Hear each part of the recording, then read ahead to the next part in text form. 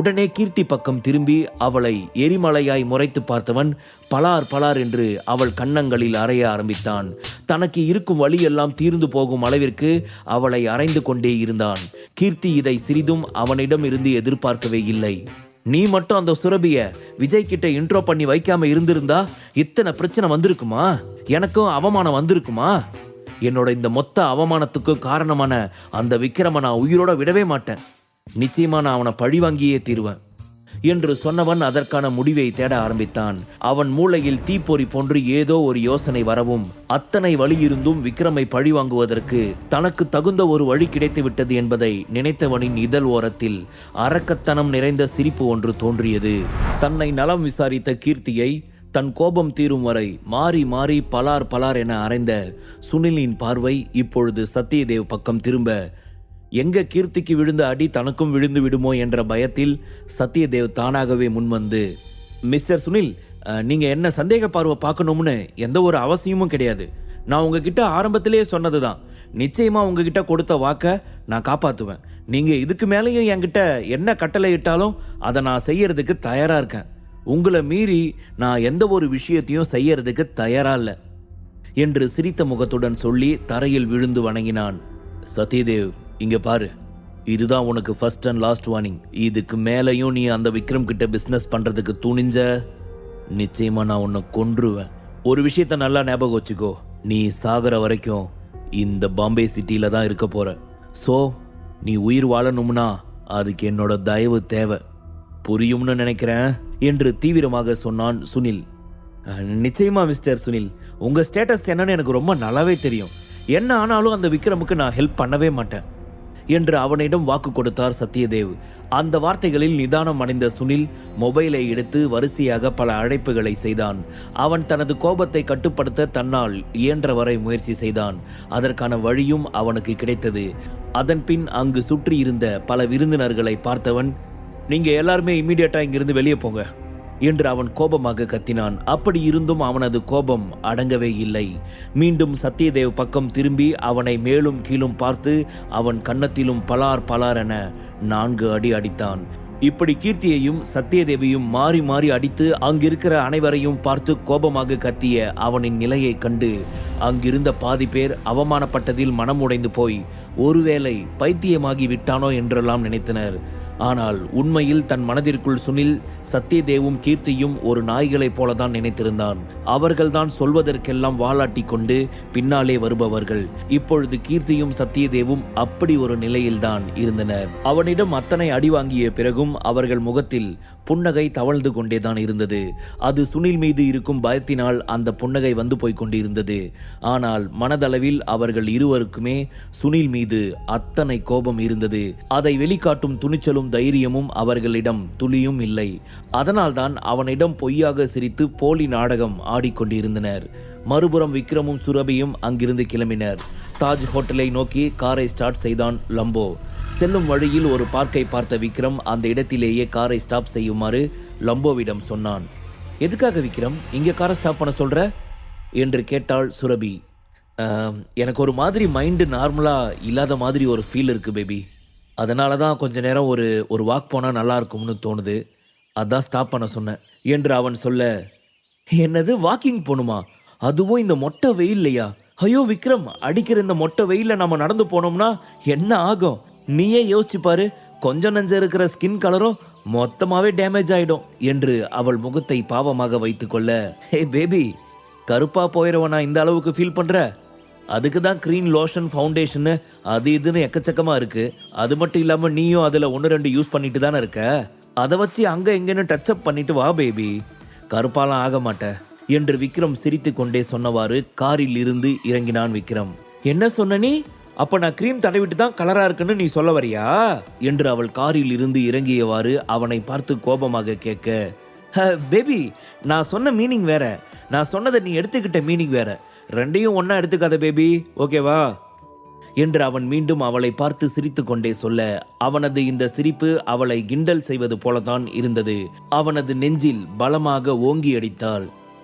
Baby, நான் already உங்ககிட்ட சொல்லியிருக்கேன், என்னோட உடம்புல நீ எங்க வேணும்னாலும் அடி, பட் ஹார்ட் கிட்ட மட்டும் அடிக்காத. பிகாஸ் அங்க நீ இருக்க, ஸோ உனக்குத்தான் வலிக்கும். என்று அவன் புன்னகைத்தவாறு சொல்ல, அவளோ அவனை அடிக்கவும் முடியாமல் அதே சமயம் அடிக்காமல் இருக்கவும் முடியாமல் அவனை பார்த்து சிரித்தவாறே முறைத்து கொண்டு நின்றாள். பேபி, இப்படி நீ முறைச்சு பார்த்து நின்னுட்டு இங்கேயே டைம் வேஸ்ட் பண்ண வேணாம். அங்க பார், எவ்வளோ பேர் எப்படி ஜாலியா சுத்திக்கிட்டு இருக்காங்கன்னு. நாமளும் அவங்க கூட போய் ஜாயின் பண்ணிக்கலாம். நிச்சயமா மைண்ட் ரிலாக்ஸேஷன் கிடைக்கும் என்று சொல்லி அவளை உள்ளே அழைத்து சென்றான். அதன் பின் அவர்கள் இருவருமே அந்த இடம் முழுவதையும் சுற்றி பார்த்தவாறு நடக்க ஆரம்பித்தனர். ஒருபுறம் அழகிய மலர்கள் பூத்து குலுங்கி கொண்டிருக்க, இன்னொரு புறம் அருவி போல நீர் ஊற்றி கொண்டிருந்தது. இன்னொரு புறமும் குழந்தைகள் விளையாடி கொண்டிருந்தனர். இதையெல்லாம் பார்த்து ரசித்தவாறு அவர்கள் இருவரும் ஏதும் பேசாது அமைதியாகவே நடந்து கொண்டிருந்தனர். லம்போ அவர்களுக்கு பின்னால் நடந்தவாறு வந்து கொண்டிருந்தான். விக்ரம், இந்த சுனில் மல்கோத்ராவுக்கு விஜய் விட பெரிய பாப்புலாரிட்டி பாம்பேல இருக்கும் போல. ஐ திங்க் நான் அவனை ரொம்ப ஃபேமஸ்னு நினைக்கிறேன். ஜுவல்ஸ் அசோசியேஷன் சேம்பர்ல சத்யதேவ் கூட அவனை பார்த்து ரொம்ப பயப்படுறாரு. ஆனா நீங்க அதை எதையும் பத்தி திங்க் பண்ணாம அவனை போட்டு அடிச்சிட்டு வந்துட்டீங்க. இதனால உங்களுக்கு ஏதாவது பின்னாடி பிரச்சனை வந்துச்சுன்னா என்ன பண்றது என்று அவனிடம் கேட்டாள் சுரபி. ஓ, அப்ப மேடம்க்கு இந்த மாமா மேல நம்பிக்கை இல்ல, அப்படிதானே? இங்க பார் பேபி, எத்தனை பேர் வந்தாலும் யாருமே ஐயா மேல சின்ன கீறல் கூட போட முடியாது. நான் சொல்ற வார்த்தைகள்ல உனக்கு நம்பிக்கை இல்லாட்டி இதுக்கு முன்னாடி 2-3 டைம் நீ என்னோட ஃபைட் சீன்லாம் பார்த்துருப்பல்ல, அதை வச்சாச்சும் நான் சொல்றத உண்மைன்னு கொஞ்சம் நம்பு பேபி என்று அவன் சிரித்து கொண்டே கொஞ்சம் கண்களால் கேட்க, பலசாலின்னு ஒத்துக்க சொல்லி கெஞ்சற ஒரே ஆளு நீ தாண்டா என்று சொன்னவாறு அவளும் சிரிக்க ஆரம்பித்தாள். ஆனால் சுரபியின் மனதிற்குள் ஒருவித பயம் இருந்து கொண்டேதான் இருந்தது. சுனில் போன்ற ஒரு பிரபலமான நபரை பார்ப்பது சுரபிக்கு இதுவே முதல் முறை. சுனில் தன் வார்த்தைகளாலேயே எல்லாரையும் மிரட்டுவது மட்டுமின்றி அவனை பார்த்தும் அனைவருமே அதிக அளவு பயந்தார்கள். அதனால்தான் சுரபிக்கு அவனை நினைத்து மனதிற்குள் லேசான பயம் இருந்தது. அவனை எதிர்த்த விக்ரமை அவன் ஏதாவது செய்து விடுவானோ என்று நினைத்து அவள் மிகவும் பயந்தாள். அவளுடைய பயம் அவள் கண்களில் மிகவும் அப்பட்டமாக தெரிந்தது. அதை பார்த்து விக்ரம், என் பேபி எனக்கு எதாவது ஆயிடும்னு ரொம்ப பயப்படுறா போல, அவ கண்ணை பார்த்தாலே ரொம்ப நல்லா தெரியுது என்று நினைத்த விக்ரமிற்கு மனதின் ஓரத்தில் இதமாக இருந்தது. காரணம், தன் உயிருக்கு உயிராய் நேசிப்பவர்கள் நமக்கு ஏதாவது ஆகிவிடுமோ என்று பயப்படுவதை நினைத்தால் யாருக்கு தான் சந்தோஷம் வராமல் இருக்கும்?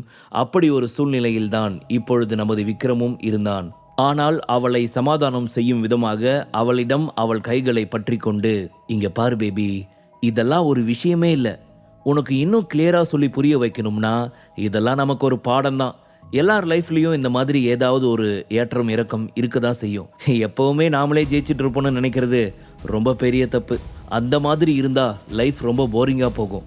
ஸோ அப்பப்போ சர்க்கிள் வரும். அந்த மாதிரி ஒரு சர்க்கிள் தான் இப்போ வந்திருக்கு நமக்கு. அதுக்காக நாம நம்மளோட கான்ஃபிடென்ஸை விட்டுறக்கூடாது. நமக்கு நாமே நம்பிக்கையா இருக்கணும், ஓகேவா? இந்த சுனில் எல்லாம் சாதாரண விஷயம். அவனை நான் அசால்ட்டா சமாளிச்சிடுவேன். இதுல முக்கியமான முடிவு எடுக்க வேண்டியது நீதான். நீ எதுக்காக பிஸ்னஸ் பண்றதுக்கு வேற ஒருத்தவங்க சப்போர்ட்டை எதிர்பார்க்குற? உனக்கு ரொம்ப டேலண்ட் இருக்குதானே? இதை பத்தி நேஷனல் ஜுவல்ஸ் ஃபீல்டில் ரொம்ப பாப்புலரா இருக்கிற அந்த சத்யதேவ் உங்ககிட்ட என்ன சொன்னாரு? யாரோட சப்போர்ட்டும் இல்லாமையே உன்னால மேலே வர முடியும்னு சொன்னார் தானே? அவர் கட்சி மாறல, அதை பத்தி நமக்கு பிரச்சனை இல்லை. ஆனா இந்த ஃபீல்டில் அவருடைய எக்ஸ்பீரியன்ஸ் எந்த லெவலுக்கு இருக்குதுன்னு உனக்கு ரொம்ப நல்லாவே தெரியும். அப்படிப்பட்ட எக்ஸ்பீரியன்ஸான ஒரு பர்சன் உன்னை புகழ்ந்தாருன்னா அப்போ நிஜமாவே உன்னோட திறமை ரொம்ப நல்லா இருக்குன்னு தானே அர்த்தம். அப்புறம் ஏன் பேபி நீ பயப்படுற? நீ எதை நினைச்சும் பயப்படாத. நிச்சயம் உன்னால சக்ஸஸ் ஆக முடியும். அதனால இனிமே நீ வேற ஒருத்தவங்களோட சப்போர்ட்டை நம்பி அவங்களோட டைப் வச்சு பிஸ்னஸ் ஸ்டார்ட் பண்ணணும் அப்படின்ற ஐடியாவை தூர தள்ளி விட்டுட்டு நீயே தனி ஒரு ஆளா நின்று பாம்பே சிட்டியில் ஸ்டார்ட் பண்ணு. உன்னை இந்த மாமா சக்ஸஸ் பண்ண வைக்கிறேன் என்று அவன் அவளிடம் மிகவும் துணிச்சலாக சொன்னான். விக்ரம் அவளிடம் அப்படி பேசியது அவளுக்கு மிகவும் சந்தோஷமாக இருந்தது. அதே சமயம் விக்ரம் தனக்காக எது வேண்டுமானாலும் செய்வான், சொன்னதையும் நிறைவேற்றி காட்டுவான் என்ற ஒரு நம்பிக்கையும் அவளுக்கு அவன் மீது இருந்ததாலும், அதே சமயம் இந்த பாம்பே சிட்டி எவ்வளவு ரிச்சான ஏரியா, இவ்வளவு பெரிய ஆளுங்களெல்லாம் எதிர்த்து நாம இங்க ஒரு கம்பெனி ஸ்டார்ட் பண்ணா நிச்சயமா அது சக்சஸ் ஆகுமா? இந்த விக்ரம் ஃபுல் நம்பிக்கையா சொல்றான். எனக்கு அவன் மேல நம்பிக்கை இருக்குது. அதே சமயம் ஆப்போசிட் சைடில் இருக்கிறவங்கள நினைச்சு பார்த்தா எங்க ஏதாவது பிரச்சனை வருமோன்னு பயமா இருக்குது என்று அவள் மனதிற்குள் நினைத்து குழம்ப ஆரம்பித்தாள். என்ன பேபி, நான் இவ்வளோ பேசியும் உனக்கு என் மேல நம்பிக்கை வரல போல என்று விக்ரம் கேட்க, உன் மேல நம்பிக்கை இல்லைன்னு நான் சொல்ல வரல. பட் நாம எப்படி இங்க சொந்தமா ஒரு ஆளோட சப்போர்ட்டும் இல்லாம நம்ம கம்பெனியை ஸ்டார்ட் பண்றது? என்னால் அதை தான் நினைச்சு கூட பார்க்க முடியல என்று அவள் தயக்கத்துடன் சொன்னாள். நான் தான் உங்ககிட்ட ஆல்ரெடி சொல்லிட்டேன்ல பேபி, அது என்னோட பொறுப்பு. உன்னோட பொறுப்பு என்ன? கம்பெனி ஸ்டார்ட் பண்ணதுக்கு அப்புறம் அந்த கம்பெனியை சக்ஸஸ்ஃபுல்லாக கொண்டு போகிறது. அதில் மட்டும் நீ கான்ஃபிடென்ட்டாக இரு, ஓகேவா என்று அவன் சொல்லி கொண்டிருக்கும் பொழுது, நான் உன்னை நம்புறேன் விக்ரம் என்று சொல்லி அவள் தனது முகத்தில் புன்னகையை தவழ விட்டாள். தட்ஸ் மை பேபி, இப்படி தான் சொன்னதை சமத்தா கேட்டுக்கணும் என்று சொல்லி அவன் அவள் கன்னத்தில் செல்லமாக தட்ட அவளோ அவனை பார்த்து, விக்ரம் ரொம்ப கால் வலிக்குது, நம்ம இங்கேயே எங்கேயாவது ஒரு இடத்துல உட்காரலாமா என்று அவள் கேட்க சுற்றும் முற்றும் பார்த்தவன் அங்கே மரத்திற்கு அருகில் இருந்த ஒரு ஸ்டோன் பெஞ்சில் சென்று அமர்ந்தான். அவளும் அவன் பின்னால் சென்று அமர்ந்தாள். அதன் பின் அவர்கள் இருவரது பார்வையும் அங்கே விளையாடி கொண்டிருந்த குழந்தைகளை நோக்கி சென்றது. விக்ரம் தன் சிறு வயது நினைவிற்குள் மூழ்க ஆரம்பித்தான். சின்ன வயதில் லிசாவுடன் விக்ரம் எந்நேரமும் விளையாடி கொண்டுதான் இருப்பான். அவனுடைய தாத்தா ஆதித்யா அவனுக்காகவே அவர்களது அரண்மனைக்கு பின்னால் மிகப்பெரிய தோட்டம் ஒன்றை அமைத்திருந்தார். அது பார்க் போன்று வடிவமைக்கப்பட்டு இருந்தது. அந்த இடத்திலேயே தான் அவனும் லிசாவும் அவனுடன் விளையாடி கொண்டே இருப்பார்கள். மணிக்கு ஒரு முறை சென்று அவன் அம்மாவிடம் அவன் முத்தம் வாங்கி கொண்டு வருவதும், விக்ரமின் அம்மாவும் அவனுக்கு முத்தமிடுவதும், அதை பார்த்து லிசா அழுது கொண்டே அடம்பிடித்தவாறு எனக்கு ஒரு முத்தம் என்று கேட்டு மீண்டும் விக்ரம் அம்மாவிடம் லிசா அம்மாவிடமும் அவன் சென்று முத்தம் வாங்குவதும், அதன் பின் மீண்டும் அவர்கள் இருவரும் சேர்ந்து விளையாடுவதும் என அனைத்து நினைவுகளையும் நினைத்து பார்த்தவனின் இதழ் ஓரத்தில் அழகிய புன்னகை ஒன்று தவழ்ந்தது. அதே சமயம் சுரபியும் அந்த குழந்தைகளின் விளையாட்டுத்தனத்தை ரசித்து கொண்டிருக்க, அவள் ரசிப்பதை பார்த்த விக்ரமின் மனதிற்குள் திடீரென ஒரு எண்ணம் வந்து ஒட்டிக்கொள்ள அவன் சிரிப்பு இன்னும் அதிகமானது. இப்போ இங்க விளையாடுற குழந்தைங்களை பார்த்தா எங்க 2 பேருக்கும் இதே மாதிரி இன்னும் 2 குழந்தைங்க வந்தா நல்லா இருக்குன்னு தோணுதில்ல? நான், என்னோட பேபி, எங்களுக்குன்னு 2 குழந்தைங்க, செமையா இருக்கும்ல என்று விக்ரம் மனதிற்குள் நினைத்து கொள்ள, சுரபிக்கும் அவள் மனதிற்குள் ஏனோ அவளை அறியாமல் அதே எண்ணம் தான் தோன்றியது. எனக்கும் விக்ரம்க்கு இதே மாதிரி குழந்தைங்க பிறந்து இந்த மாதிரி ஒரு பார்க்கில் நாங்கள் விளையாடினா எப்படி இருக்கும் என்று யோசித்து கொண்டவள் தனக்குத்தானே தலையில் அடித்து கொண்டாள். ஐயோ சுரபி, எதுக்காக உன் புத்தி இப்படியெல்லாம் யோசிக்குது? நீ ஃபர்ஸ்ட் என்ன ஒரு ஐடியால தான் இருக்க. ஒழுங்கு மரியாதையா இந்த நினைப்பெல்லாம் மூட்டை கட்டிட்டு உன் பிசினஸை எப்படி சக்சஸ் ஆக்குறதுன்னு யோசி என்று தன்னைத்தானே கடிந்து கொண்டவள் சுய நினைவிற்கு வந்து விக்ரமை பார்க்க, அவனோ அவளிடம் பேபி கிளம்பலாமா என்று தன் மனதிற்குள் எழுந்த ஆசையை அடக்கி கொண்டவாறு அவளை பார்த்து சிரித்தவாறு கேட்க, அவளும் அவள் மனதிற்குள் இருந்த ஆசையை ஒளித்து வைத்து கொண்டு கிளம்பலாம் விக்ரம் என்று சொல்ல அவர்கள் இருவரும் அங்கிருந்து கிளம்பி சென்றனர். ஆனால் அவர்கள் இருவருக்கும் இப்பொழுது தோன்றிய அந்த ஒரே எண்ணம் அவர்கள் மனதை விட்டு விலகாது இதயத்திலேயே இருக்க, இருவரும் மாறி மாறி அங்கு விளையாடி கொண்டிருந்த குழந்தைகளையே பார்த்தவாறே நடந்தனர். அவர்கள் இருவருமே அவர்களை அறியாமல் ஒருவரை ஒருவர் கையை பற்றி கொண்டவாறு அந்த பார்க் முழுவதையும் ஒரு முறை சுற்றி வலம் வந்துவிட்டு தங்கள் காரில் தாஜ் ஹோட்டலை நோக்கி சென்றனர். முழு கதையையும் கேட்டு மகிழ பாக்கெட் FM ஆப்பை டவுன்லோட் செய்யுங்கள். லிங்க் டிஸ்கிரிப்ஷனில் கொடுக்கப்பட்டுள்ளது.